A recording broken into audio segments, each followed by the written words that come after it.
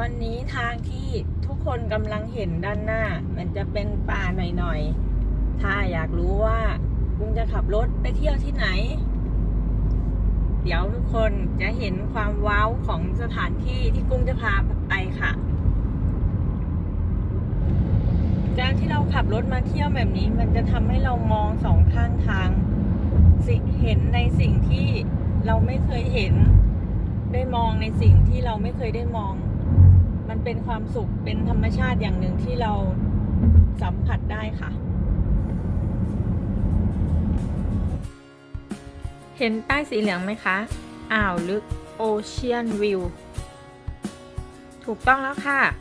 เราจะขับรถไปที่อ่าวลึก Ocean View ค่ะจะมีป้ายสีเหลืองบอกอยู่ตลอดทางคือติดอยู่อย่างนี้ทุกระยะเลยค่ะประมาณ 2-300 เมตรมี1ป้ายค่ะเราจะขับรถตามป้ายสีเหลืองที่เห็นก็คืออันนี้ค่ะสีเหลืองเราจะขับตามเขาเรียกลายแทงขุมทรัพย์เราจะขับตามป้ายสีเหลืองนี้ไปสีเหลืองบอกให้เลี้ยวเราจะเลี้ยวตามป้ายค่ะเพราะเราไม่มีแผนที่ใน GPS เลยตอนนี้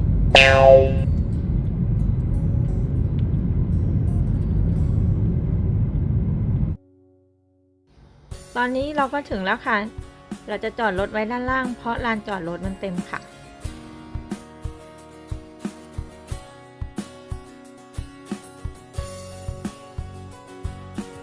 สำหรับคนที่เพิ่งเข้ามาดูคลิปกุ้งครั้งแรกอย่าลืมกดติดตามให้กุ้งด้วยนะคะ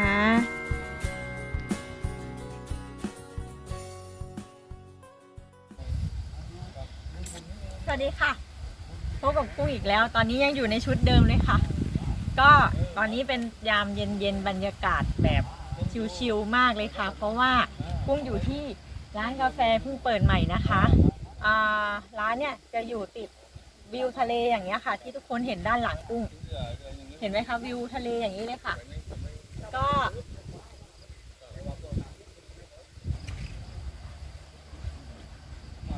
กุ้งมาที่นี่เพื่อจะมากินกาแฟแล้วก็ชมพระอาทิตย์ตกค่ะเพราะที่นี่จะเป็นมุมที่ชมพระอาทิตย์ตกทะเลได้สวยมากชื่ออ่าวลึกโอเชียนวิวค่ะตามกุ้งไปดูร้านข้างในแต่ร้านเนี่ยยังไม่ค่อยเสร็จสมบูรณ์เท่าไหร่เป็นร้านเพิ่งเปิดใหม่แต่ก็ยังมีนักท่องเที่ยวมาหลายคนแล้วค่ะไปข้างในค่ะ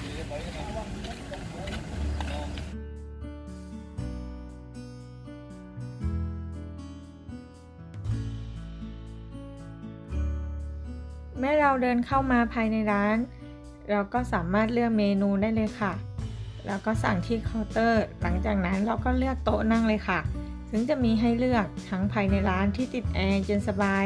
หรือจะเลือกนั่งด้านนอกที่สามารถรับบรรยากาศ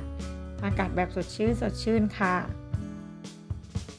สำหรับกุ้งแน่นอนอยู่แล้วค่ะกุ้งเลือกจะนั่งรับอากาศด้านนอกค่ะจะได้ชมวิวไปด้วยเดี๋ยวตอนพระอาทิตย์ตกดินกุ้งจะเก็บภาพบรรยากาศพระอาทิตย์ตกดินให้ทุกคนได้เห็นกันค่ะการที่เรามองจากกล้องมันจะสวยไม่เท่ากับเรามองภาพจริงค่ะแต่อย่างน้อยกุ้งก็ได้เก็บภาพมาฝากทุกคนค่ะถ้าใครต้องการข้อมูลรายละเอียดมากกว่านี้เดี๋ยวกุ้งจะทิ้งเพจของทางร้านไว้ให้นะคะรายละเอียดกุ้งจะใส่ไว้ด้านล่างคลิปนะคะ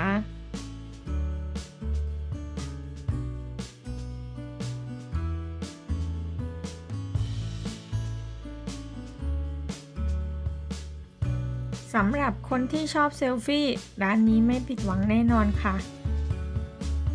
เตรียมกล้องสวยๆมาให้พร้อมเลยนะคะอย่างน้อยก็10ภาพ20ภาพแน่นอนค่ะขนาดกุ้งเป็นคนไม่ชอบถ่ายรูปยังได้มาเยอะเลยค่ะ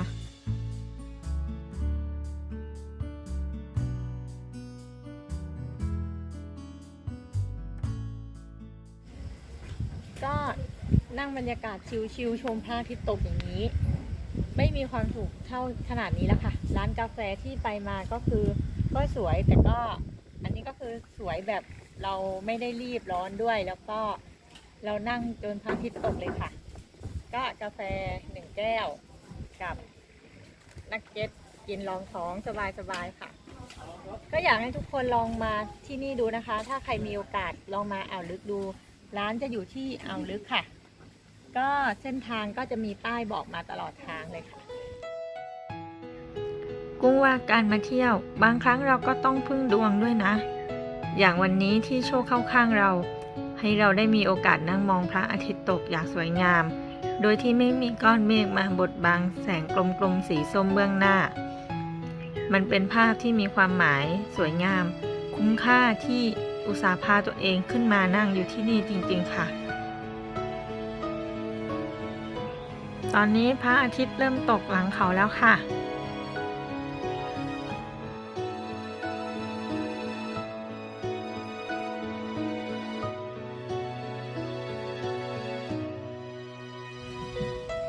สำหรับคลิปนี้กุ้งก็ทิ้งท้ายไว้ด้วยภาพวิวสวยๆหลังพระอาทิตย์ตกดินค่ะ